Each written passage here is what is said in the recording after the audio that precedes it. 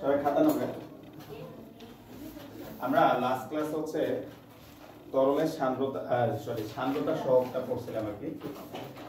আমরা আজকে হচ্ছে সান্দ্রতার উপরে তাপমাত্রা, চাপের প্রভাব এগুলো আলোচনা করব। সবাই খাতা নাও। দেখা হচ্ছে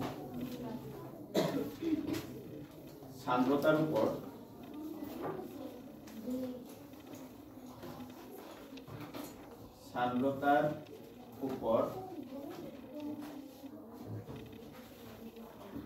তাপমাত্রা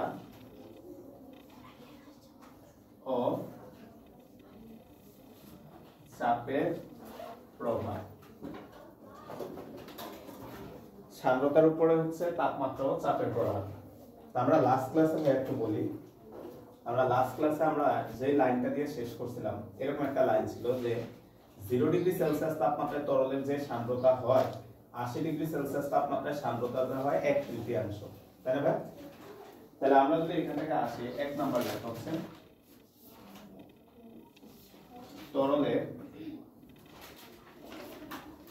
সান্দ্রতার উপর, না ম্যাথ নতুন ম্যাথ, তরলের সান্দ্রতার উপর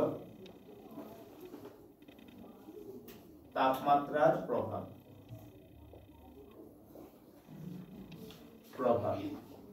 তরলের সান্দ্রতার উপর তাপমাত্রার প্রভাব। এখন ভাইয়া তোমরা দেখবা যে আমাদের বাসা বাড়িতে জামা কাপড় ময়লা হলে বা হচ্ছে বিছানা চাদর বা হচ্ছে তোমার পর্দা ধোয়ার সময় আপু আমি কি করে ডিটারজেন্টের সাথে কিছুটা গরম পানি মিশ্রিত করে, তাই না ভাই? তো কেন মিশ্রিত করে আমরা এই ব্যাখ্যাগুলোই আজকে আমরা এটা পাবো। তো লেখা হচ্ছে পরীক্ষা নিরীক্ষার মাধ্যমে দেখা যায় যে পরীক্ষা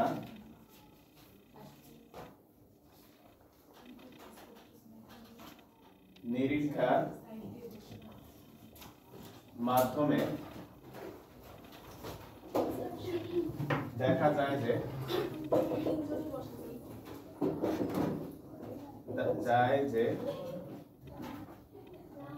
তাপমাত্রা বৃদ্ধি পেলে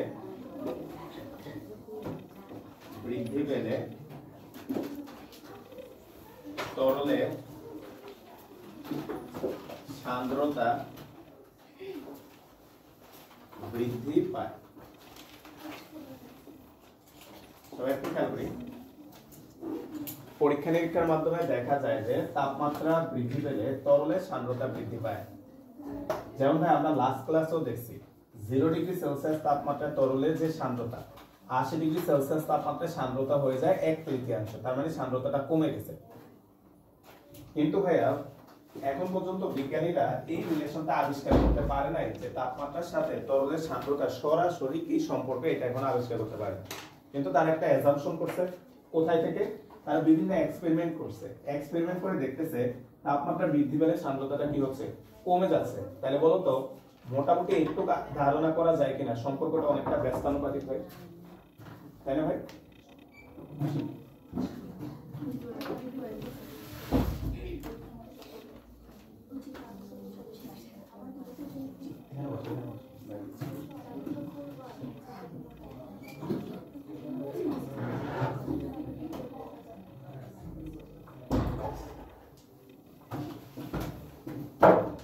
আচ্ছা, কিন্তু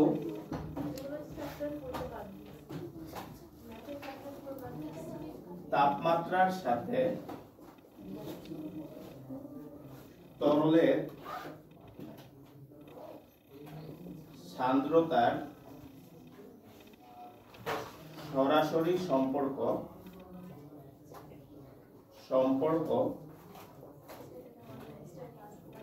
এখনো আবিষ্কার করা যায়নি। ভাই প্লিজ একটু কথা নাই মনোযোগ দিন। যে তাপমাত্রা বাড়লে তারা বিভিন্ন এক্সপেরিমেন্টে দেখতেছে তাপমাত্রা বাড়লে তরলের সান্দ্রতাটা, তাপমাত্রা বৃদ্ধি পেলে তরলের সান্দ্রতা এটা হ্রাস পায় হবে। ভাই প্লিজ ঠিক করে নাও, তরলের সান্দ্রতা হ্রাস পায়। তাপমাত্রা বৃদ্ধি পেলে সান্দ্রতা হচ্ছে হ্রাস পায়। কিন্তু ভাই এটা কিভাবে হ্রাস পাচ্ছে সরাসরি যে সম্পর্কটা এখনো বিজ্ঞানীরা সেটা আবিষ্কার করতে পারেনি। তাদের মতে তাপমাত্রার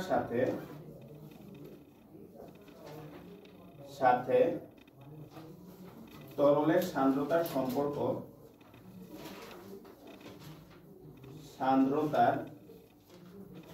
সম্পর্ক নিম্ন রূপ। সেটা কি এখানে লিখতেছি log ইটা সমান সমান a plus b divided by হচ্ছে t। তাহলে ভাই কথা শুনি, সরাসরি তাপমাত্রার সাথে ওইদিন তোমাদের কাজ কাজটা না করে দিচ্ছিলাম লাস্ট ক্লাসে তো বলেছিলাম যে শুক্রবার তোমাদের বন্ধু রিপিট করো মানে ওই যে বাদুদের থেকে না রিপিট করো ওরা বুঝছে। এখন খেয়াল করি ভাই একটু, তাহলে ভাই যেটা বলতেছিলাম যে তারা এখন পর্যন্ত কোনো সরাসরি সম্পর্ক আবিষ্কার করে নাই, বাট একটা অ্যাজাম্পশন তারা দাঁড় করেছে এরকম। কোথা থেকে ভাই একটু প্লিজ একটু মনোযোগ দিন। বলতো তাপমাত্রা বাড়লে সান্দ্রতা হ্রাস পাচ্ছে, তাহলে সম্পর্কটা অনেকটা কিসের মতো ভাই? ব্যস্তানুপাতিক একটু তারা ধারণা করে তারা এরকম একটা রিলেশন দিচ্ছে যেখানে এ বি এই যে দুইটা আছে অজানা ধ্রুবক, এখনো তারা এগুলো আবিষ্কার করতে পারেনি। অজানা ধ্রুবক এ আর বি হচ্ছে অজানা ধ্রুবক, এ আর বি হচ্ছে অজানা ধ্রুবক, এ আর বি হচ্ছে অজানা ধ্রুবক। এখন তোমার কাছে ভাই প্রশ্ন, বলতে এই রিলেশনটা দেখে একটু ধারণা করা যাচ্ছে কিনা যে তাপমাত্রা যদি কমে যায় তাহলে সান্দ্রতাটা কি হবে? বাড়বে, মানে ব্যস্তানুপাতিক ভাবে সম্পর্কিত আছে। তাহলে অর্থাৎ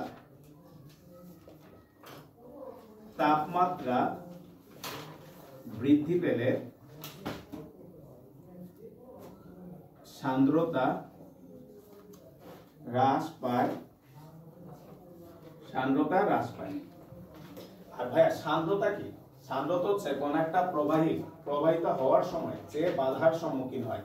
তাহলে ভাইয়া একটু বলো তো, তাপমাত্রা বৃদ্ধি পেলে সান্দ্রতা হ্রাস পাচ্ছে মানে বাধা কমে যাচ্ছে, তাহলে বাধা যদি কমে যায় তরলটা কি হবে? আগের থেকে ধীরে প্রবাহিত হবে না দ্রুত প্রবাহিত হবে?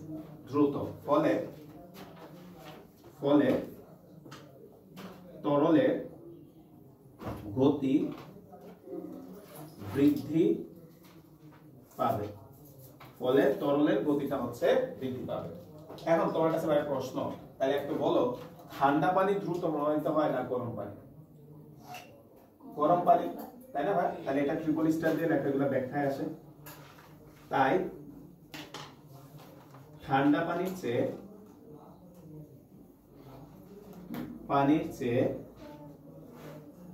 গরম পানি দ্রুত প্রবাহিত হয়। তাই ঠান্ডা পানির চেয়ে গরম পানি দ্রুত প্রবাহিত হয়। তাহলে এটা আন্ডারলাইন করে রাখো, ইম্পর্টেন্ট লাইন। পরীক্ষা আসলে এই যে উপরের জিনিসগুলো মিলা ব্যাখ্যা লিখে দিবা। ঠান্ডা পানির চেয়ে গরম পানি দ্রুত প্রবাহিত হয়। নিচে আরেকটা ট্রিপল স্টার দিয়ে লেখো, সেটা কি ভাই আগে একটু বোঝাই। এদিকে একটু দেখো ভাইয়ের দিকে, যা আমাদের যে জামা কাপড়গুলা ভাইয়া, এই জামা কাপড়গুলা যে ফেব্রিক্স বা সুতাগুলা আছে, ঠিক আছে, এই হচ্ছে আমাদের সুতাগুলা আমরা মনে করলাম।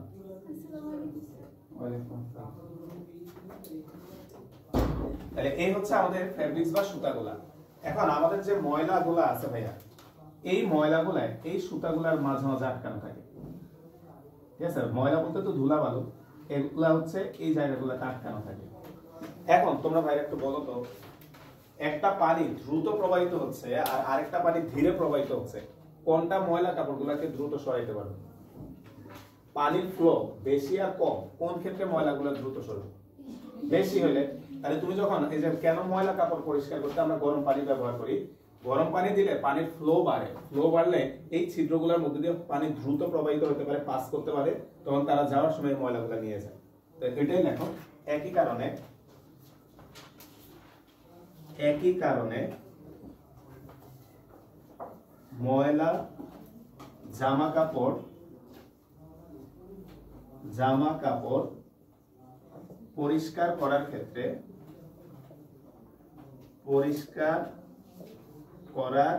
সময় গরম পানি ব্যবহার করা হয়। গরম পানি ব্যবহার করা হয়। মানে একই কারণে ময়লা জামা কাপড় পরিষ্কার করার সময় গরম পানি ব্যবহার করা হয়। তাহলে এটাও আসে যে কেন ময়লা জামা কাপড় পরিষ্কার করার সময় আমরা গরম পানি ব্যবহার করি। তাহলে এটারও অ্যান্সার একই, যে তাপমাত্রা বাড়লে পানিটার ফ্লো বাড়ে, আর পানির ফ্লো বাড়লে হচ্ছে ময়লা কাপড়গুলো দ্রুত পরিষ্কার হয়।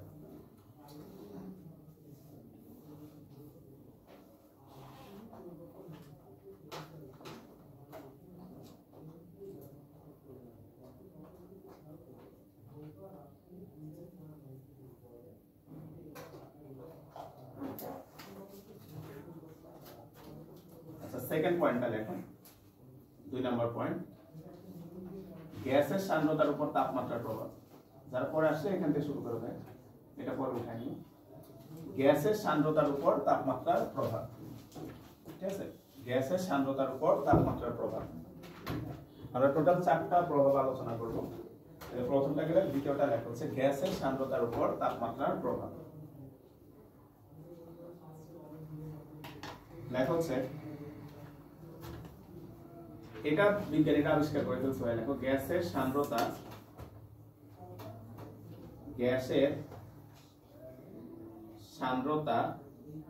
এর পরম তাপমাত্রার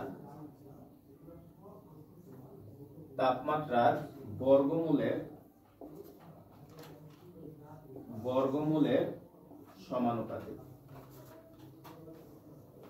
খেয়াল করে দেয় বলা হচ্ছে গ্যাসের সান্দ্রতা, এটা সরাসরি বিজ্ঞানীরা রিলেশনটা বানায় দিয়েছে, আবিষ্কার করছে যে গ্যাসের যে সান্দ্রতাটা আছে সেটা হচ্ছে এর পরম তাপমাত্রার বর্গমূলের সমানুপাতিক। কত পরম তাপমাত্রা জানি না কোনটা? কেলভিন তাপমাত্রা। পরম তাপমাত্রা মানে হচ্ছে কেলভিন তাপমাত্রা। তাহলে লেখা হচ্ছে অর্থাৎ ইটা সমানুপাতিক হচ্ছে √T। অর্থাৎ ইটা সমানুপাতিক হচ্ছে √T। অর্থাৎ ইটার সাথে সান্দ্রতার সাথে যে রিলেশনটা সেটা হচ্ছে √T। সুতরাং তাপমাত্রা বৃদ্ধি পেলে গ্যাসের বৃদ্ধি বা হ্রাস পেলে, একসাথে লেখো, বৃদ্ধি বা হ্রাস পেলে গ্যাসের সান্দ্রতা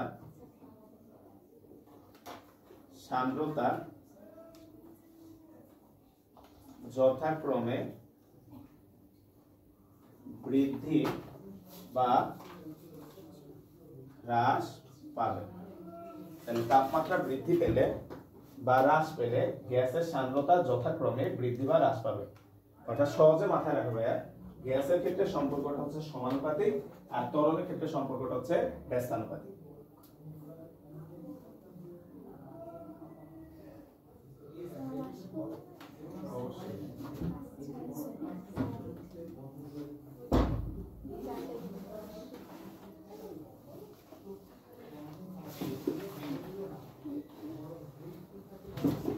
তিন নাম্বারটা লেখো। 3 নাম্বার, তরলের সান্দ্রতার উপর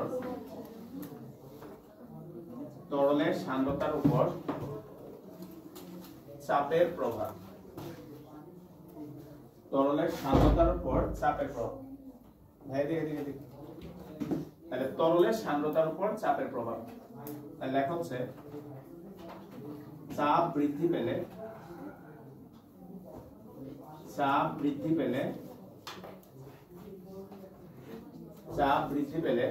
তরলের সান্দ্রতা বৃদ্ধি পায়।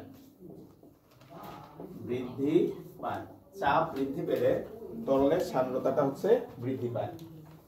চাপ বৃদ্ধি পেলে তরলের সান্দ্রতা বৃদ্ধি পায়। আর সর্বশেষ যেটা ভাইয়া 4 নাম্বার, গ্যাসের সান্দ্রতার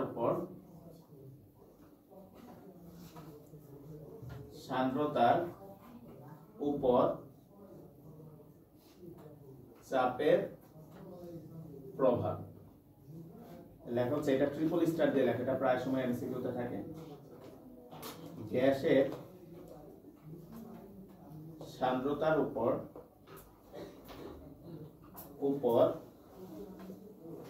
চাপের কোনো প্রভাব নেই। গ্যাসের সান্দ্রতার উপর চাপের কোনো প্রভাব নেই। এইদিকে এইদিকে এইদিকে গল্প করে, তাহলে গ্যাসের সান্দ্রতার উপর চাপের কোনো প্রভাব নেই, এটা প্রায় সময় আমাদের এক্সামে আসে।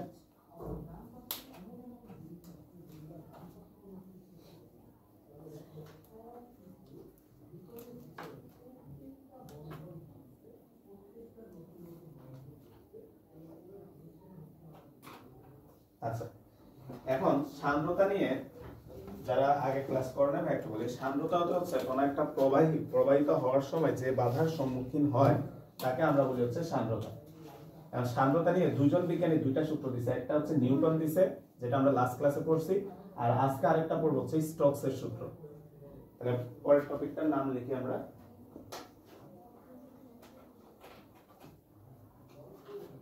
স্টোকসের সূত্র।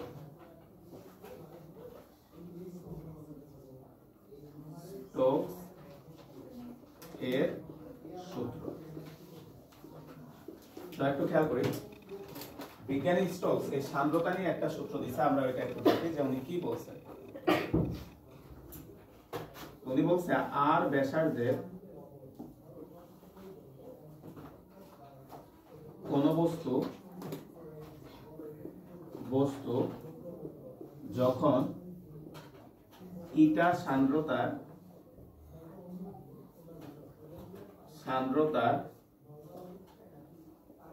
কোন তরলের বা প্রবাহীর ভিতর দিয়ে পড়ে, তখন এর উপর ক্রিয়াশীল বাধাদানকারী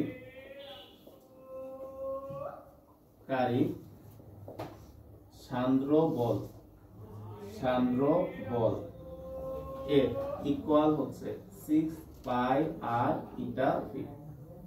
খেয়াল করো ভাই, এই সূত্রটা হচ্ছে স্টোকসের সূত্র নামে পরিচিত, যে আর ব্যাসার্ধের কোন বস্তু যখন ইটা সান্দ্রতার কোন তরল বা প্রবাহের ভিতর দিয়ে পড়ে তখন এর উপর ক্রিয়াশীল বাধাদানকারী যে সান্দ্র বল সেটা হচ্ছে F = 6 pi r eta V.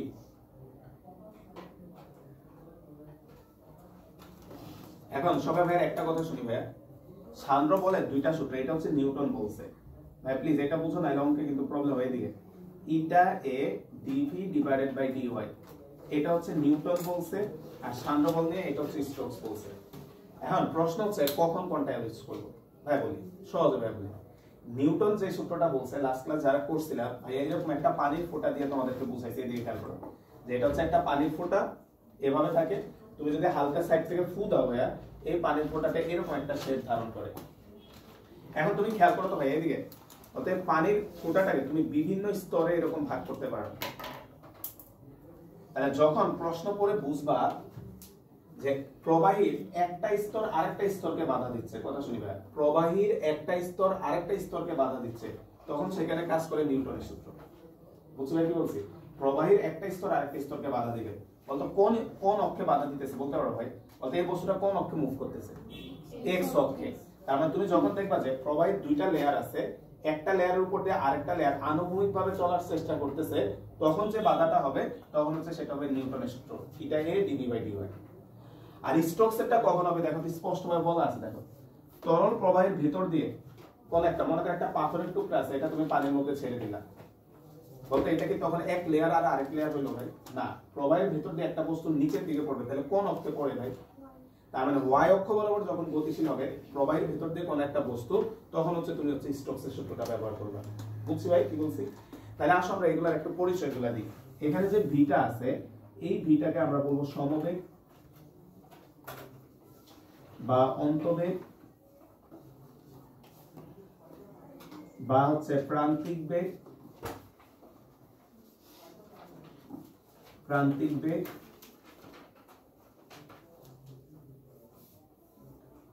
বা হচ্ছে টার্মিনাল ভেলোসিটি। ঠিক আছে, অন্তবেগ, প্রান্তিক বেগ বা হচ্ছে টার্মিনাল ভেলোসিটি। আচ্ছা, তারপর ইটা যেটা আছে এটা হচ্ছে সান্দ্রতা সহগ, তরলের সান্দ্রতা সহগ। এটা তোমাকে দিয়ে দিবে তরলের সান্দ্রতা সহগ। আর এখানে যে এফটা আছে, এফটাই হচ্ছে বাধাদানকারী সান্দ্র বল, বাধা দানকারী সান্দ্র বল। এই এফটা হচ্ছে বাধাদানকারী সান্দ্র বল, এই এফটা হচ্ছে বাধাদানকারী সান্দ্র বল। এখন আসো ভাইয়া, হঠাৎ করে এখানে এই সমবেগটা কোত্থেকে আসলো ভাইয়া সেটাই বুঝাবে। সমবেগটা কি সেটাই ভাইয়া বুঝাবে। আচ্ছা, এই সমবেগটা কোত্থেকে আসছে ভাই বলো তো, একটু আইডিয়া করে বলো তো। বৃষ্টির ফোঁটাটা যেত উপর থেকে পড়ে ভাই, বলতো তোমার আমার গায়ে যখন বৃষ্টির ফোঁটাটা পড়ে ব্যথা পাওয়া উচিত ছিল না? বলতো তো বৃষ্টির ফোঁটাটা এত উপর থেকে পড়ে, তাহলে এটা তো তোমার গায়ে যখন পড়বে ভাই কার ছিদ্র হয়ে যাওয়ার কথা ছিল, কিন্তু কিচ্ছু হচ্ছে না। এর রিজন কি? তা তো আছে অবশ্যই। যেমন ভাই একটু খেয়াল করো তো, এখানে একটা খালি কাঁচের পাত্র আছে মনে করো, তুমি কি করলা, উপর থেকে একটা পাথরের টুকরা ছেড়ে দিলা ভাইয়া, এটা এসে এখানে পড়লো, গ্লাসটা ফেটে গেল। সেম গ্লাসে এবার তুমি কি করলা ভাই, সেম গ্লাসে তুমি কি করলা, এবার পানি দ্বারা ফিল আপ করলা। পানি দ্বারা ফিল আপ করে এখনো পাথরের টুকরাটা ছেড়ে দাও, দেখো যে গ্লাসের কিছুই হবে না। তাহলে ভাই তাহলে এটা হচ্ছে কি কারণ? আসো আমরা যদি দেখি। বলা হচ্ছে অত এটার সাথে বৃষ্টির ফোঁটাটাকে কল্পনা করো ভাই। অত বৃষ্টির ফোঁটা যখন পড়ে সে কি এরকম শূন্য স্থানের মধ্যে দিয়ে পড়ে না, সে কিসের মধ্যে দিয়ে পড়ে? বলতে এই যে এখানে প্রবাহী বলা হয়েছে, প্রবাহী মানে তো দুইটা পদার্থ, হয় গ্যাস আর না হলে হচ্ছে তরল। তাহলে বলতো বৃষ্টির ফোঁটাটা যখন পড়তেছে সেটা একটা গ্যাসীয় পদার্থ বা বায়বীয় মাধ্যমের মধ্য দিয়ে পড়তেছে, তাহলে তার উপরও তো এই বলটা কাজ করবে। তাহলে আসো কিভাবে কাজ করে আমরা যদি আসি, লেখা হচ্ছে একটি বস্তু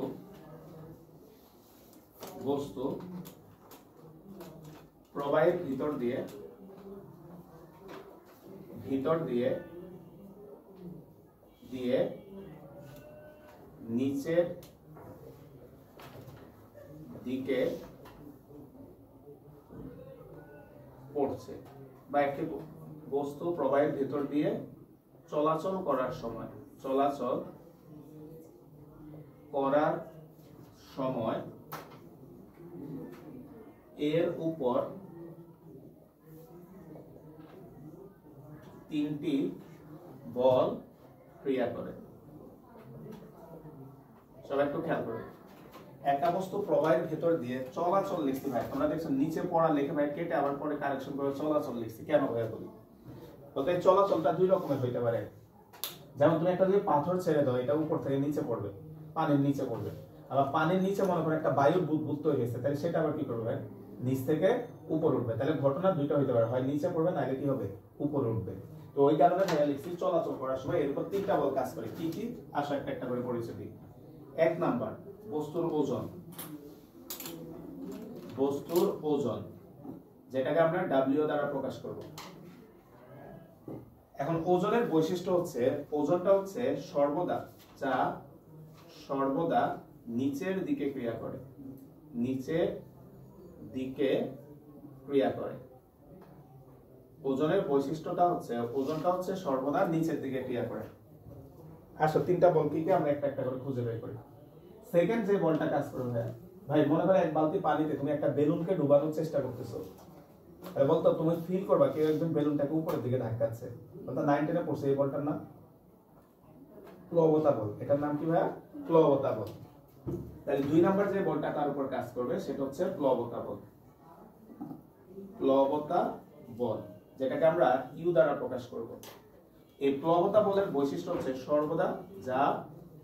সর্বদা উপরের দিকে ক্রিয়া করে। প্লবতা বল এটা হচ্ছে সর্বদা উপরের দিকে ক্রিয়া করে। 3 নাম্বার যে বলটা আছে ভাই,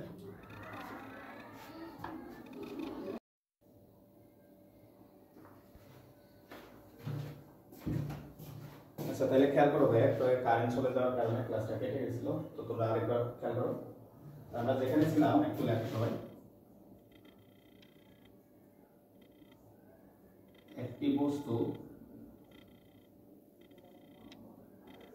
প্রবাহীর ভিতর দিয়ে চলাচল করলে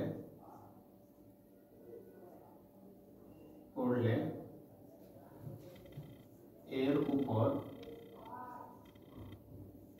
3টি বল ক্রিয়া করে। খেয়াল করো তো ভাই, এখানে চলাচল কেন লিখছে একটু আগে বলছিলাম যে বস্তুটা প্রবাহের ভিতর দিয়ে নিচেও পড়তে পারে কিংবা প্রবাহের ভিতর দিয়ে উপরে উঠতে পারে। তাহলে একটা বস্তু যদি প্রবাহের ভিতর দিয়ে নিচে পড়ে কিংবা উপরে উঠে, তাহলে তার উপরে টোটাল 3টা বল কাজ করে। কি কি? এক নম্বরে লেখা হচ্ছে বস্তুর ওজন W, যা সর্বদা নিচের দিকে ক্রিয়া করে। 2 নাম্বার লেখা হচ্ছে প্লবতা বল, যেটা হচ্ছে U, যা সর্বদা উপরের দিকে ক্রিয়া করে। আর 3 নাম্বার যেটা, সেটা কি?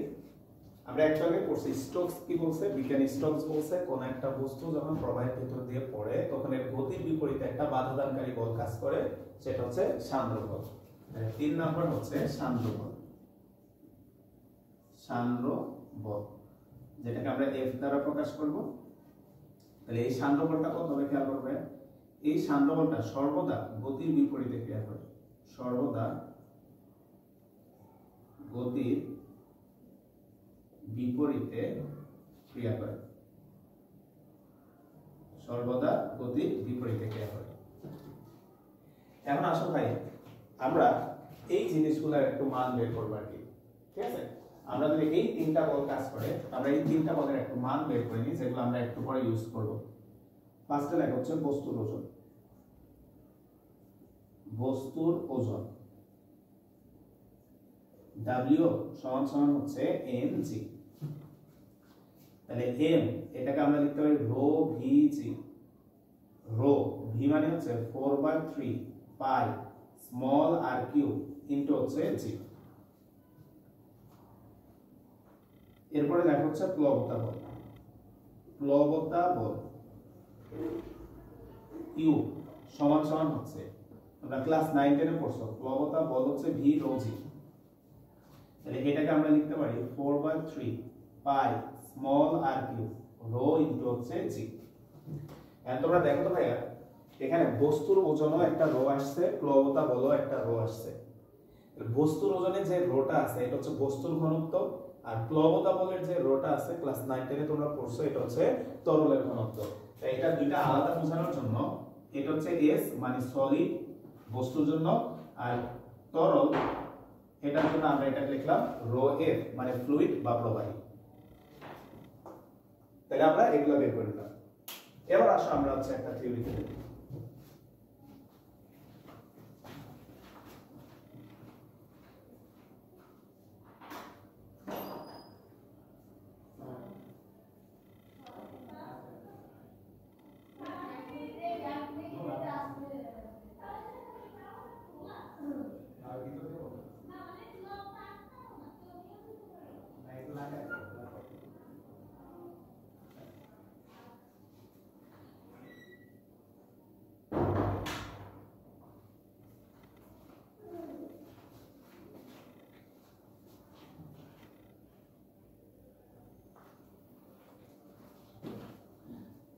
আচ্ছা, তো আমরা এবার আসো আমরা একটু থিওরিতে যাই।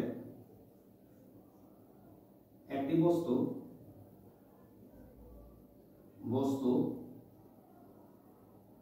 প্রবাহীর মধ্য দিয়ে নিচে পড়ছে।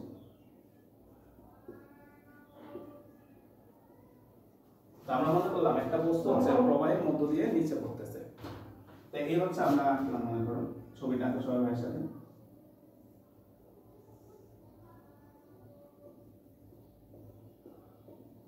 তো এখানে একটা তরল পদার্থ আছে মনে করলাম, তো এর মধ্য দিয়ে একটা বস্তুকে আমরা ছেড়ে দিছি, বস্তুটা নিচে পড়তেছে। তো কোন একটা মুহূর্তে আমরা ধরে নিলাম বস্তুটা এই জায়গায় আছে, কোন একটা মুহূর্তে বস্তুটা এই জায়গায় আছে, তাহলে এই বস্তুটার উপর কি কি বল কাজ করতেছে? তাহলে ফার্স্ট যে বলটা কাজ করতেছে তার ওজন W খাড়া নিচের দিকে কাজ করতেছে। এরপরে কে কাজ করবে? প্লবতা বল সর্বদা উপরের দিকে, তাহলে এর উপরে প্লবতা বলটা কাজ করতেছে উপরের দিকে। বস্তুটা যেহেতু নিচে পড়তেছে, খেয়াল করো তো আরেকটা বল আসবে সান্দ্র বল, গতির বিপরীতে। তাহলে বস্তুটা যেহেতু নিচের দিকে গতিশীল, তাহলে সান্দ্র বলটা কোন দিকে হবে? উপরের দিকে হবে। তাহলে সান্দ্র বলটা আসবে হচ্ছে উপরের দিকে, এই দিকে কাজ করতেছে হচ্ছে সান্দ্র বলটা। এবার তোমরা খেয়াল করো তো ভাইয়া, আমরা ক্লাস 9-10 এ প্লবতা বলের একটা কনসেপ্ট পড়ছিলাম এরকম, এটা আঁকার দরকার নেই, এটা একটু খেয়াল করো। মনে করো এখানে দুটো পাত্র আছে, আর এখানে ভাই একটা বস্তু দেখাইলাম, বস্তুটা মনে করো এতটুকু অংশ মাত্র ডুবাইছো, আর সেম বস্তুটাকে সেম পাত্রে তুমি কথা শোনো, সেম বস্তুটাকে সেম পাত্রে তুমি পুরাটা ঢুকাইছো। এখন তোমাকে যদি ভাই জিজ্ঞেস করি প্লবতা বল বাড়ছে না কমছে, প্রথম অল্প একটু ডুবাইছো, পরে পুরাটা ডুবাই দিছো, প্লবতা বল বাড়ছে না কমছে, একটু নিজে চিন্তা করো তো। ভাই আমরা যে প্লবতা বল জানি, প্লবতা বলের সূত্র হচ্ছে ভি রো জি। এখানে যে ভিটা আছে এটা হচ্ছে বস্তুর আয়তন, বস্তুর নিমজ্জিত অংশের আয়তন,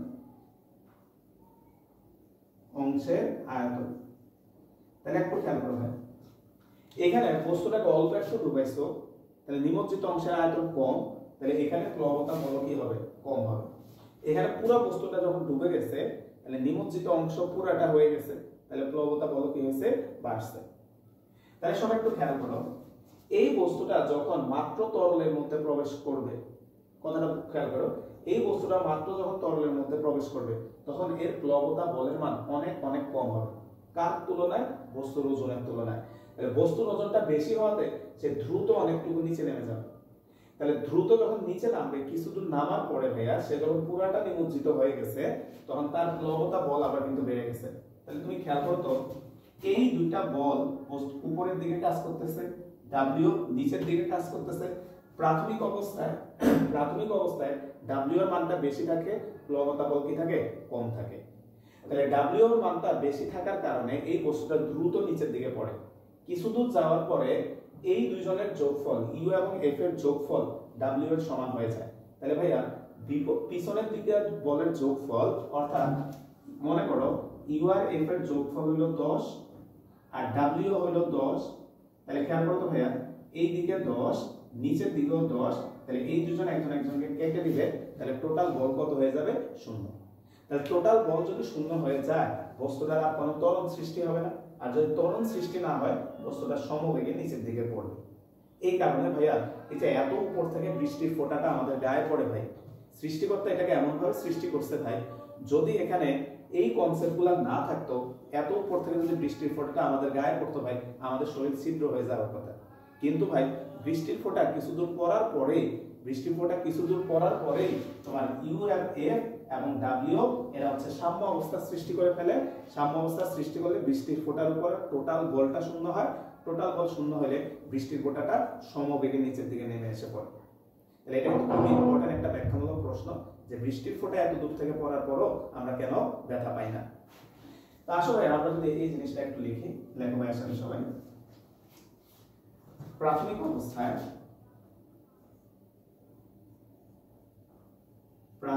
অবস্থায়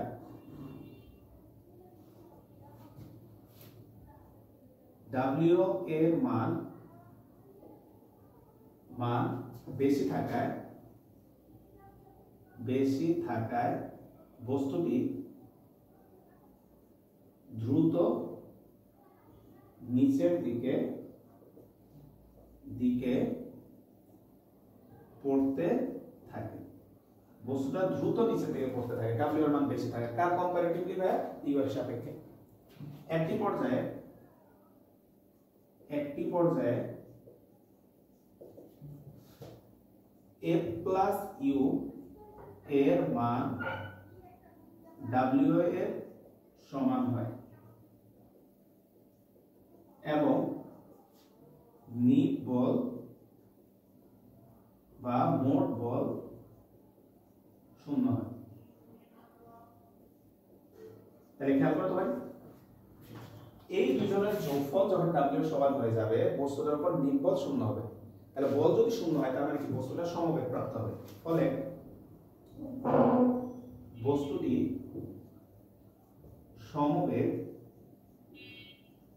প্রাপ্ত হবে এবং এই বেগে নিচে পড়বে এবং এই বেগ নিয়ে নিচে পড়বে, এই বেগটা নিয়ে সে নিচের দিকে পড়বে। এই সমবেগকে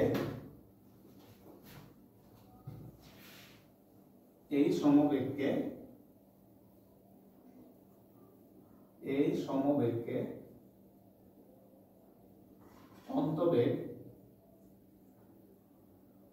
বা প্রান্তিক বেগ বলে।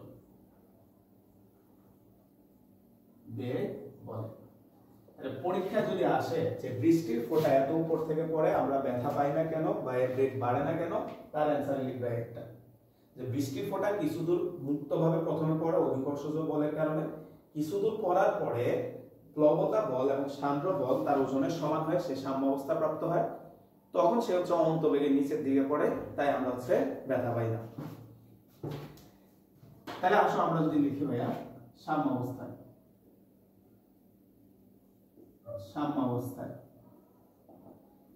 f প্লাস ইউ সমান সমান w। একটু আগে আমরা f এর মান বের করছি, স্টোকসের সূত্র 6 pi r eta v plus u এর মানটা বের করা আছে তোমাদের খাতায় দেখো 4/3 pi small r cube rho f into হচ্ছে g। w এর মানও বের করা আছে 4/3 pi small r cube rho s into হচ্ছে g। তাহলে টার্গেট হচ্ছে ভাই এই ভিটা বের করব, তাহলে এই রাশিটাকে এক পাশে রেখে দিলাম 6 pi r eta v 4/3 pi small r cube rho s into g 4/3 pi small r cube rho f into হচ্ছে g। 6 pi r eta v সমান সমান 4/3 পাই স্মল r কিউব, এই যে এই অংশটা কমন নিছি, সাথে জিও কমন নিব, তাহলে এখানে থাকবে হচ্ছে rho s minus rho f into হচ্ছে g। তাহলে যদি এটার মান বের করব ভাইয়া, তাহলে v সমান সমান হচ্ছে 4 pi r cube rho s rho f g 3 into হচ্ছে 6 পাই r ইটা। তাহলে ফাইনালি ভাই এখানে কাটাকাটি করলে v ইকুয়াল পাচ্ছি হচ্ছে আমরা 2r square rho s minus হচ্ছে রো f ইনটু হচ্ছে g ডিভাইডেড বাই 9 ইটা। তাহলে খুবই ইম্পর্টেন্ট, আমরা আরেকটা সূত্র প্রমাণ করলাম যেটা দিয়ে আমরা অন্তবেগটা বের করতে পারবো, অর্থাৎ বস্তুটা কত অন্তবেগে বা কত সমবেগে নিচের দিকে পড়তেছে আমরা সেটা বের করতে পারবো। তো নিচে ভাই একটু রাশিগুলোর পরিচয় দিয়ে দিচ্ছি, রাশিগুলোর পরিচয় যদি আমরা দেখো, তাহলে এখানে যে আরটা আছে ভাইয়া দেখো আর এটা হচ্ছে বস্তুর ব্যাসার্ধ,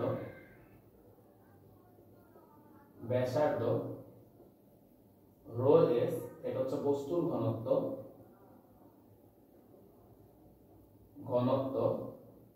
রো f এটা হচ্ছে তরলের ঘনত্ব, ইটা তরলের সান্দ্রতা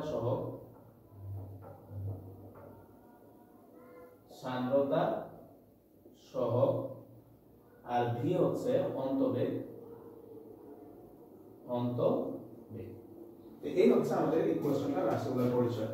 এবং এখান থেকে যে ম্যাথগুলো আসে ভাই খুব সহজ সহজ ম্যাথ আসে, সূত্রটা বুঝে যদি পারো তুমি অবশ্যই এই ম্যাথগুলো পারবা। তো ভাই দেখো, তো আমরা এখানে যে থিওরিটা আলোচনা করছি এটা কি ছিল, একটা বস্তু উপর থেকে নিচে পড়তেছে, বলতে এমনও তো হতে পারে পানির নিচে একটা বায়ুর বুদবুদ তৈরি হয়েছে, সে বায়ুর বুদবুদটা প্রবাহের মধ্য দিয়ে নিচ থেকে উপর উঠতেছে। তাহলে আসলে আমরা পরের থিওরিটা যাই, তাহলে পরের থিওরিটাতে আমরা কি লিখি,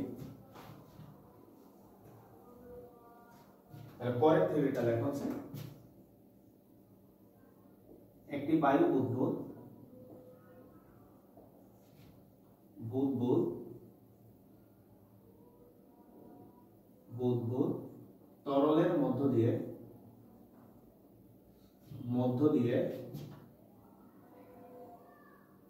উপরে উঠছে।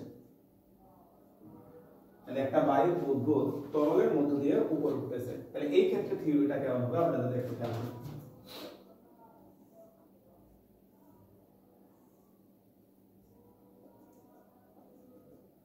এই হচ্ছে আমাদের তরল পদার্থটা,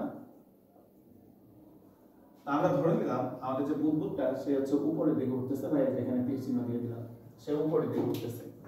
তাহলে এটার উপরে যে ক্রিয়াশীল বলগুলা, আমরা জানি প্রবাহের ভিতর দিয়ে চললে একটা বস্তুর উপর তিনটা বল থাকবে, আমরা বলগুলা দেখে ফার্স্টে ওজন খাড়া নিচের দিকে, এরপরে প্লবতা বল হচ্ছে খাড়া উপরের দিকে সর্বদা ঊর্ধ্বমুখী।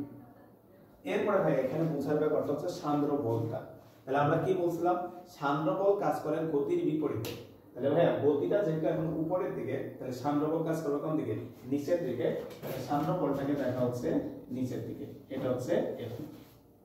তাহলে সেম কন্ডিশনে আমরা এখানেও যদি সাম্য অবস্থায় অ্যাপ্লাই করি ভাই, সাম্য অবস্থায় উপরের দিকে একটা বল আছে আর নিচের দিকে দুইটা বল আছে। নিচের বলগুলা আর উপরের বলটা যখন সমান হবে তখনই তারা সাম্য অবস্থা প্রাপ্ত হবে। তাহলে আমরা এখান থেকে F সমান লিখতে পারি হচ্ছে U - W। তাহলে ভাই সবগুলা ভ্যালু বসাও, 6 পাই r ইটা v 4/3 pi small r cube rho f g minus 4/3 pi small r cube rho s g, বা 6 পাই r ইটা v সমান হচ্ছে 4/3 pi small r cube rho f minus rho s into হচ্ছে g। Same ভাবে ভাইয়া তুমিও যদি এখান থেকে v এর মানটা আগেরটার মতো বের করো, সেম ইকুয়েশন আসবে 2r² rho f মাইনাস হচ্ছে rho s into g divided by হচ্ছে 9 এটা। তাহলে দেখো ভাইয়া সেম ইকুয়েশন আসছে, অল্প একটু চেঞ্জ। সেটা কি প্রশ্ন, এটা খেয়াল রাখতে হবে, বস্তু যদি উপর থেকে নিচে পড়ে তাহলে এখানে ছিল rho s minus rho f, আর বস্তু যদি নিচ থেকে উপর উঠে তাহলে সূত্রটা হচ্ছে rho f minus rho s। এটা একটু খেয়াল রাখতে। এখন মাঝে মাঝে প্রশ্নে একটা কথা বলা থাকে, নোট, যদি বায়ুর ঘনত্ব অগ্রাহ্য করে করা হয়, মাঝে মাঝে তারা বলে যে বায়ুর ঘনত্বটা তুমি অগ্রাহ্য করো, কিংবা দেখবা যে প্রশ্নে বায়ুর ঘনত্ব নিয়ে কিচ্ছু বলা নাই, তাহলে ওই ক্ষেত্রে ভাইয়া rho s যেটা আছে হয়, তাহলে rho s ইকুয়াল হচ্ছে 0 বসাবা, যদি বলা হয় বায়ুর ঘনত্বটা অগ্রাহ্য করা হয়েছে। তাহলে ওই ক্ষেত্রে ইকুয়েশনটা আমাদের দাঁড়াবে v ইকুয়াল হচ্ছে 2r² rho f into g divided by 9 এটা। এটা মুখস্থ করা লাগবে না, বাই জাস্ট দেখাইলাম। কিছু কিছু ম্যাথে দেখবে এই শব্দটা বললে তখন তুমি rho s টা 0 বসায় তারপরে ম্যাথটা করে দিবা। তাহলে দেখো প্রবাহী পদার্থটা যে পার্টটা আমরা করতেছি এটাকে আমরা দুইটা ভাগে ভাগ করছি। একটা পার্টে তরলের বা প্রবাহীর সান্দ্রতা গুলা নিয়ে আলোচনা করা হয়েছে, আর লাস্ট পার্টটা হচ্ছে পৃষ্ঠটান নিয়ে আলোচনা করা হয়েছে, যেটা আগের ক্লাসে আমরা পড়বো। তো সান্দ্রতা লাস্ট থিওরি সব একটু খেয়াল করি আমরা। আমাদের প্রথম যে পার্টটা আছে সান্দ্রতা, এটা লাস্ট থিওরিটা হচ্ছে সান্দ্রতা সহগ নির্ণয় পরীক্ষা, অর্থাৎ একটা এক্সপেরিমেন্টের সাহায্যে আমরা সান্দ্রতা সহগ নির্ণয় করতে পারি। সান্দ্রতা সহগ নির্ণয়ের পরীক্ষা। একটা এক্সপেরিমেন্টের সাহায্যে আমরা সান্দ্রতা সহগটা বের করতে পারি। ল্যাবরেটরিতে কিভাবে? আমরা মনে করলাম ভাই এখানে একটা টিউব দিলাম, এই টিউবটা আমরা তরল পদার্থ দিয়ে পূর্ণ করলাম, এই টিউবটা আমরা তরল পদার্থ দিয়ে পূর্ণ করলাম, এই টিউবটা আমরা তরল পদার্থ দিয়ে পূর্ণ করলাম। পরে এখান থেকে ছোট্ট একটা লোহার বল আমরা এখানে ছেড়ে দিলাম। তাহলে আমরা কি করলাম? একটা টিউব দিলাম, টিউবটা পানি দ্বারা পূর্ণ করছি, করে আমরা এখানে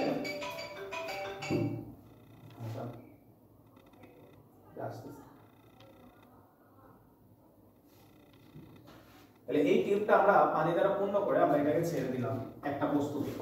আমরা ধরে নিলাম এই বস্তুটা যখন এই বিন্দুতে আসছে সে সমবেগ প্রাপ্ত হয়েছে। তাহলে এখন ধরি বস্তুটি এ বিন্দুতে সমবেগ প্রাপ্ত হয়। বস্তুটা এ বিন্দুতে সমবেগ প্রাপ্ত হয়েছে। এবার তুমি কি করলা? তুমি তোমার স্টপ ওয়াচ নিছো, স্টপ ওয়াচ নিয়ে তুমি এটাকে পর্যবেক্ষণ করতেছো। বস্তুটা এ থেকে বি এতটুকু আসতে কত সময় লাগছে? আমরা ধরে নিলাম ভাই টেস্ট টিউবে তো এই জায়গাগুলোতে মার্কিং করা থাকে, সে মার্কিং থেকে মানে নাম্বার লেখা থাকে কত সেন্টিমিটার থেকে কত সেন্টিমিটার, তো তুমি মনে করো সেটা মেপে নিলা এস, আর স্টপ ওয়াচ দিয়ে তুমি পর্যবেক্ষণ করতেছো এটা এখান থেকে এখানে আসতে কত সময় লাগে। তাহলে বস্তুটি টি সময়ে AB ইকুয়াল s দূরত্ব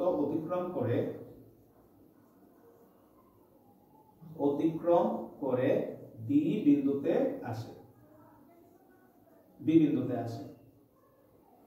অর্থাৎ A থেকে B তে আসতে তার T সময় লাগছে, এটা তুমি স্টপ ওয়াচ দিয়ে মাপছো, আর এখানে যে দাগটা আছে নাম্বারিং করা আছে সেখানে তুমি s টা বের করে নিছো। তাহলে এই অংশে সে যেহেতু সমবেগের সাথে ভাইয়া, তাহলে আমরা লিখতে পারি সুতরাং s ইকুয়াল vt, তাহলে এখান থেকে v equal s by t, তুমি এখান থেকে তার অন্তবেগটা নির্ণয় করবা, এবং আমরা দেখব আমাদের ম্যাথও কিন্তু এই থিওরি রিলেটেড ম্যাথ আসে, আমরা একটু পরে দেখব। এখন অন্তবেগ পাওয়ার পরে ভাইয়া তুমি তো অন্তবেগের সূত্রটা জানো, তাহলে এখন আমরা জানি v equal 2r square rho s minus rho f into g divided by 9 metre. এবার তুমি খেয়াল করো তো এই v এর মানটা এখান থেকে বের করে নিয়ে আসছো, সেই v এর মানটা তুমি যখন এখানে বসাবা তুমি এই ইকুয়েশন থেকে তুমি তরলের সান্দ্রতা কত সেটা বের করে নিয়ে আসতে পারবা। বুঝছি ভাই? তো এই এক্সপেরিমেন্টটার সাহায্যে তরল পদার্থের সান্দ্রতা নির্ণয় করা হয়। তাহলে প্রথম পার্টটা থিওরি এতটুকুই ভাইয়া, এখন আমরা কিছু ম্যাথ দেখব, তো তোমরা প্র্যাকটিস শিটটা সবাই হাতে নাও।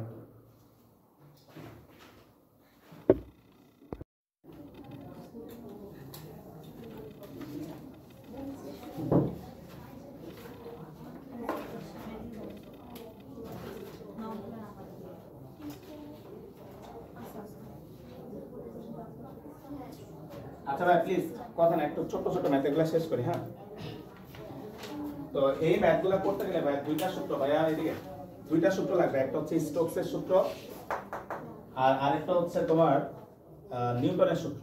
তো ভাই আরেকবার বলতেছি, স্টোকসের সূত্রটা কখন হবে? যখন প্রবাহীর ভেতর দিয়ে কোনো কিছু নিচে পড়বে বা উপর উঠবে তখন স্টোকসের সূত্র। আর যখন বলবে একটা তলের উপর দিয়ে আরেকটা তল চলতেছে বা একটা তরল পৃষ্ঠের উপর দিয়ে আরেকটা তরল পৃষ্ঠ চলতেছে তখন তুমি নিউটনের সূত্রটা ব্যবহার করবে।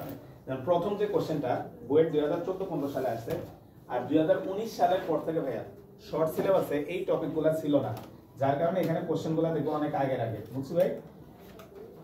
আসো আমরা ফার্স্টের কোশ্চেনটা দেখি, কোশ্চেন নাম্বার 1। ভাই একটু খেয়াল করো তো কি বলছে। বলা হচ্ছে 1.34 10 ইনভার্স 4 কেজি এবং এত ব্যাস বিশিষ্ট একটি কাঁচের বল 0.943 10 টু দি পাওয়ার 3 কেজি ঘনত্ব বিশিষ্ট তেলের মধ্য দিয়ে সুষম বেগে 6.4 সেকেন্ডে 0.31। আচ্ছা যাই হোক, বা কোশ্চেনটা পড়ে বাইরে বলো তো মাত্র যে থিওরি পড়ছে এটা ওই থিওরি অঙ্ক বুঝো কিনা, লাস্টের লাইনটা পড়লে বুঝবা। বলতো সুষম বেগে 6.4 সেকেন্ডে সে 0.381 মিটার নিচে নামছে। তাহলে এস দেওয়া আছে, টি দেওয়া আছে, তাহলে বলতো এখান থেকে কি বের করতে পারবা? ভিটা বের করতে পারবো আমরা। তাহলে আসলে আমরা যদি এখানে আসি যে ইনফরমেশনগুলো আমাদেরকে দিয়ে দিছে তারা হচ্ছে এস বলে দিছে, একটু খেয়াল করো, 0.381 মিটার, আর টাইমটা বলে দিছে 6.4 সেকেন্ড। তাহলে আমরা এখান থেকে যদি আমরা ভিটা বের করে নিয়ে আসি, আমরা জানি s ইকুয়াল হচ্ছে vt, তাহলে v ইকুয়াল হচ্ছে s বাই t। তাহলে s হচ্ছে 0.381, t হচ্ছে 6.4। দেখো তো সমবেগটা কত আসে।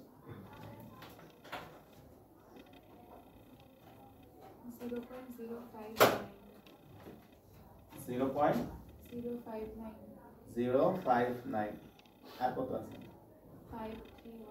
5953 মিটার পার সেকেন্ড।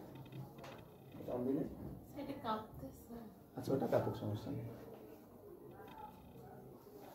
এখন আমরা এটা বের করলাম, আর কি কি ইনফরমেশন দেওয়া আছে খেয়াল করো।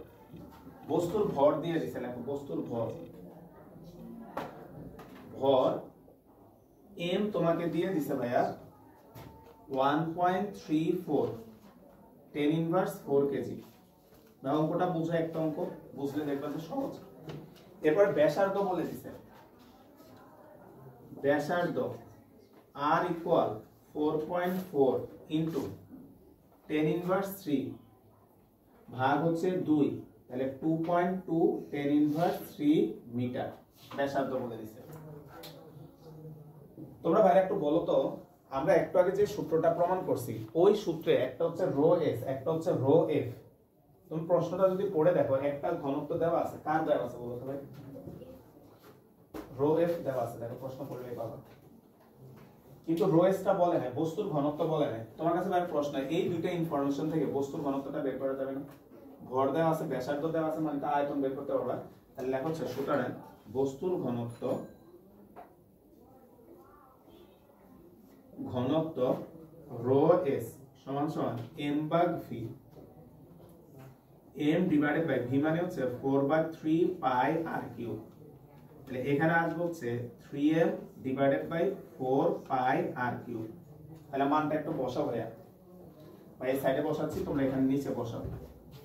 তাহলে এখানে আসবে হচ্ছে 3m, m এর মান দিয়ে দিছে 1.34 10 inverse 4 divided by 4 into 3.1416 into r cube, r এর মান হচ্ছে 2.2 10 ইনভার্স 3, তারপর হচ্ছে কিউব। না তো একটু ক্যালকুলেট করো ভাই, বাজারে খাতে করা আছে, দেখো কত আসে।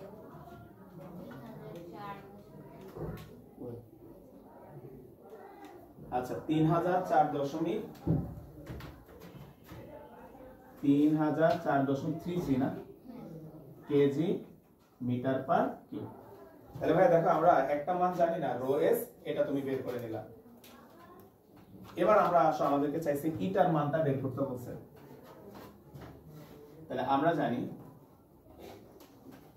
v ইকুয়াল হচ্ছে 2r square rho S minus rho F into হচ্ছে g ডিভাইডেড বাই 9 ইটা। ইটার মানটা আমাদেরকে বের করতে বলছে 2r square rho S minus rho F into g divided by 9v। মানগুলো বসায় দাও ভাই। 2r square 2 into 2.2 10 inverse 3 plus square rho S, এটা দেওয়া ছিল না, এটাই তুমি বের করছো 3004.33। রো এফটা দিয়ে দিছে, দেখো 0.93 কত দেওয়া আছে, 10 টু দি পাওয়ার 3 মানে 10 টু দি পাওয়ার 0.943, তারপর 10 টু দি পাওয়ার 3, জি এর মান 9.8 ডিভাইডেড বাই 9v। ভিটা বের করছিলাম, কত আসছিল ভিটা? 0.059। তাহলে দেখো তো ভাই ভিটাটা কত আসছিল? 0.365 প্যাসকেল সেকেন্ড। তো দেখো, মাত্র যে থিওরিটা পড়েছি সরাসরি ওই থিওরির ম্যাথটা দিছে, ঠিক আছে? সরাসরি ওই থিওরির ম্যাথ।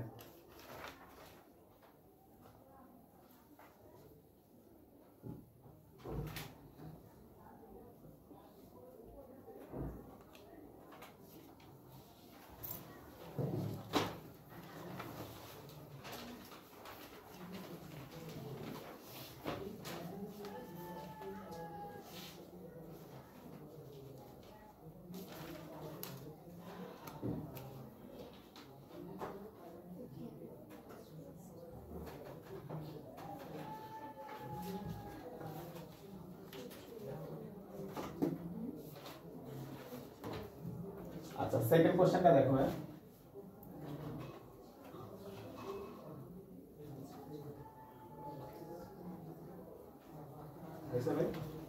আচ্ছা সেকেন্ড কোশ্চেনটা যদি আমরা একটু দেখো কি কি দেওয়া আছে, এটা সবাই পারবে, একটু দেখো সহজ কোশ্চেন। এটা কোশ্চেন 2, কোশ্চেন নাম্বার 2টা একটু দেখো কি বলছে।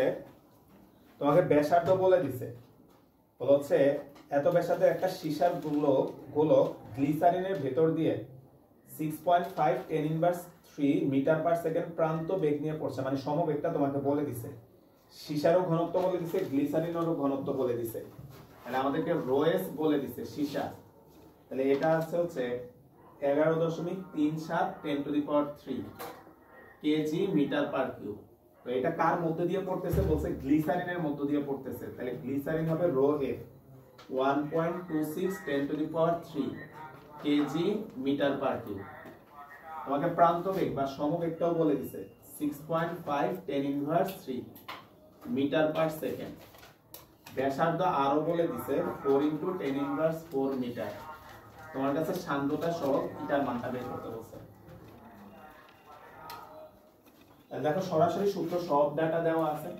তাহলে আমরা জানি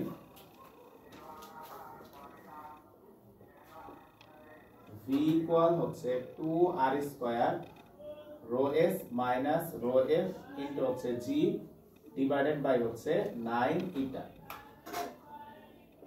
ইটা সমান সমান হচ্ছে 2r² rho s minus rho f into হচ্ছে g ডিভাইডেড বাই 9v। তাহলে 2r² 2 ইনটু 4 ইনটু 10 ইনভার্স 4 তার square rho s 1.26 10 to the power 3 গুণ লিখছি 11.37 10 to the power 3 minus rho f 1.26 10 to the power 3 into হচ্ছে 9.8 divided by 9v 6.5 10 inverse 3। যারা কত আসছে 542 Pascal second.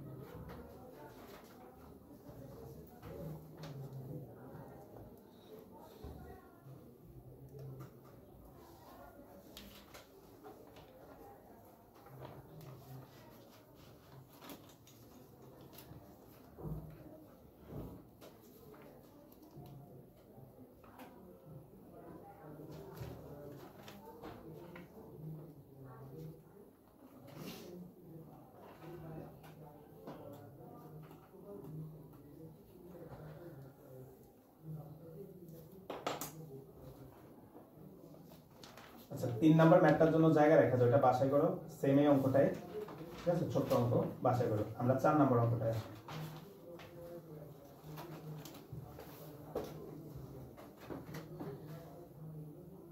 Nafisa বলো 4 নাম্বার প্রশ্ন করে বলো, এখানে নিউটন হবে না স্টোকস হবে? প্রশ্নটা পড়ে একটু বাইরে বলো। কেন স্টোকস বলো তুমি?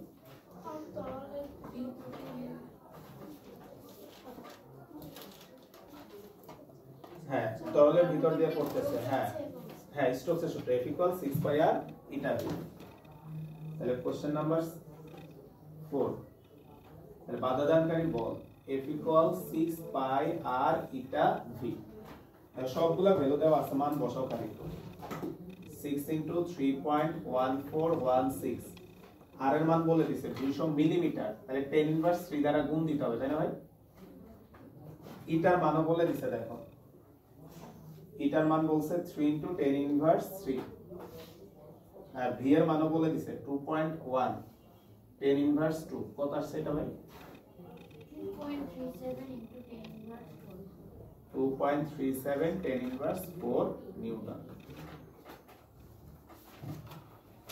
নাজে বলো 5 নম্বরে কোন সূত্র হবে একটু বলো তো, অন্যরা একটু দেখো। 5 নম্বর নিউটন। কারণ কি দেখো এখানে বলছে একটা তলের উপর দিয়ে আরেকটা তল, বুঝবে? অনুভূমি ভাইয়া বলছিলাম এক্স অক্ষ বরাবর যখন হিসাব নিকাশ আসবে তখন হচ্ছে তুমি হচ্ছে নিউটনের সূত্রটা চিন্তা করবা, আর ওয়াই অক্ষ বরাবর ওঠানামার ক্ষেত্রে হচ্ছে স্টোকসের সূত্রটা হিসাব করবা। তাহলে হচ্ছে কোশ্চেন নাম্বার 5। এগুলো ছোট কোশ্চেন, একটু ভাইয়ের সাথে সাথে করে ফেলো। কোশ্চেন নাম্বার 5, নিউটনের সূত্রটা ছিল এরকম, F ইকুয়াল হচ্ছে ইটা এ ডিভি ডিভাইডেড বাই হচ্ছে ডিওয়াই। যারা ক্লাসটা পড়ছিলাম মনে আছে কিনা ভাইয়া? এই ডিওয়াই ছিল হচ্ছে তরল তলের পুরুত্ব, আর এই ডিভিটা ছিল হচ্ছে একটা সাপেক্ষে আরেকটার বেগ। এখন খেয়াল করে এই কোশ্চেনটা দেখে দেখে আমরা যদি ডাটাগুলা বসাই, আমাদেরকে এফটা বলে দিছে 0.5 নিউটন, 0.5। আমাদের কাছে চাইছে সান্দ্রতা ইটার মান বের করতে বলছে। এ হচ্ছে প্রস্থচ্ছেদের ক্ষেত্রফল 0.02 বলে দিছে। ডিভি বেগটা বলছে 0.06, পুরুত্ব বলে দিছে 5 মিলিমিটার, তাহলে 5 × 10⁻³ কত আসবে?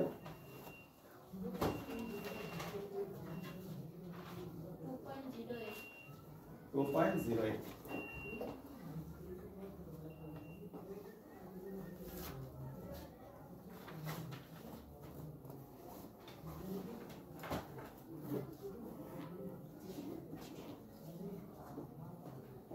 এখন আসছে লাস্ট 6 নম্বর কোশ্চেনটা।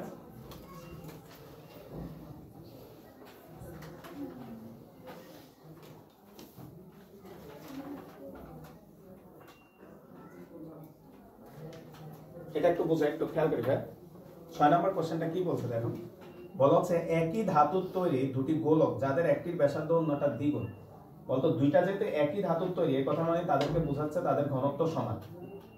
বলা হচ্ছে গোলক দুটিকে তরল পদার্থে পূর্ণ একটা লম্বা জারের মধ্যে ছেড়ে দিয়েছে। তাহলে দুইটা গোলককে তুমি কি করছো? একটা পাত্রের মধ্যে ছেড়ে দিয়েছে একই সাথে। তারা জিজ্ঞেস করছে ছোটটির তুলনায় বড়টির টার্মিনাল গতি কত। টার্মিনাল গতি মানে কি হচ্ছে অন্তবেগ বা প্রান্তবেগ কত। তাহলে লেখা হচ্ছে প্রথম গোলক ছোট গোলক, ফার্স্টে লেখা হচ্ছে ছোট গোলক, ছোট গোলক। তাহলে ছোট গোলকের জন্য আমরা লিখলাম V1 ইকুয়াল হচ্ছে 2r1 square rho s minus rho f into g divided by 9 eta। এটা আমরা এক নম্বর ইকুয়েশন দিলাম। আর বড় গোলকের জন্য যদি আসি আমরা, বড় গোলক V2 সমান সমান আসবে হচ্ছে 2r2 square rho s minus rho f into g divided by 9 eta। কেউ একজন বলো তো ভাই, R1 R2 লিখছি, V1 V2 লিখছি, এছাড়া সব রাশি সেম লিখছি, বুঝছো কেন? বলতো ফার্স্ট কত হচ্ছে তাদেরকে একই পাত্রে ছাড়া হয়েছে, তাহলে তরল সেম। তাহলে তরল যদি সেম হয় তাহলে সান্দ্রতাও সেম হবে। আবার একই পদার্থে তৈরি দুইটা গোলক, তাহলে দুইজনেরই রো এস সমান, আর যেহেতু একই তরলে ছাড়ছো রো এফ ও সমান, বুঝবে? তাহলে আমরা একটাকে একটা দ্বারা ভাগ করে দেব, তাহলে 2 ভাগ 1, তাহলে V2 ডিভাইডেড বাই V1 সমান হচ্ছে 2r2 square rho s minus rho f into g divided by হচ্ছে 9 eta 2r1 square rho s minus হচ্ছে rho f into হচ্ছে g divided by হচ্ছে 9 eta। তাহলে তুমি এখানে কাটাকাটি করলে থাকে হচ্ছে v2 by v1 সমান সমান হচ্ছে r2 by r1 তার স্কয়ার। প্রশ্ন যদি দেখো ভাই স্পষ্টভাবে বলে দিছে একটা আরেকটা দ্বিগুণ, তাহলে বড়টা ছোটটার কয় গুণ হবে? দ্বিগুণ। তাহলে r2 এর জায়গায় 2r1 বসায় দাও, তাহলে এখানে আসবে হচ্ছে v2 ডিভাইডেড বাই v1 সমান সমান হচ্ছে 2r1 ডিভাইডেড বাই r1 তার স্কয়ার। r1 r1 কাটা, তাহলে সুতরাং v2 সমান সমান হচ্ছে 4v1। এখন তোমার কাছে যদি ভাই প্রশ্ন করে কোন গোলকটা ছাড়ছো একই সাথে, কোনটা আগে পড়বে বলতে বলবা? V1 আগে পড়বে নিচে, না V2 আগে পড়বে? V2 বেশি না রে ভাই, V2 V1 এর কয় গুণ? তাহলে এই বেগটা তো বেশি, তাহলে এটা বেগ যেহেতু বেশি এটা আগে নিচে পড়বে। এটা কেন বলছি পরের পেজে যাও একটু। পরের পেজে দুইটা সৃজনশীল আছে, দেখো একটা হচ্ছে 8 নম্বরে, একটু প্রশ্নগুলো দেখো, আর আরেকটা হচ্ছে 10 নম্বরে। এই দুইটা সৃজনশীল তোমরা করবা ভাইয়া গ্রুপে, সহজের ছবি দিয়ে দিবনি, তোমরা বাসায় পারবে দুইটা। এটার 10 নাম্বার যে প্রশ্নটা আছে একদম নিচে ডান কোণায়, এটার ঘ নাম্বার কোশ্চেনটা একটু দেখো। বলছে ছোট গোলকের ব্যাসার্ধ 2 সেন্টিমিটার হলে কোন গোলকটি আগে নিচে পতিত হবে? বুঝছো ভাই এই অঙ্কটাই। বুঝবে যার বেগ বেশি সে আগে সঠিক হবে। আর উপরে 7 আর 9 দুটো সৃজন ব্যাখ্যামূলক প্রশ্ন দেওয়া আছে, স্টার্ট দিয়ে রাখে একটু। পড়ন্ত বৃষ্টি, এই দুটাই এই টপিক থেকে বেশি আসে। পড়ন্ত বৃষ্টির ফোঁটার বেগ ক্রমশ বৃদ্ধি পায় না কেন? আর পাশে দেখো 9 নাম্বার ঢাকা বোর্ড 19, শীতল পানির চেয়ে গরম পানি দ্রুততর হয় কেন? বুঝছি ভাই? ঠিক আছে।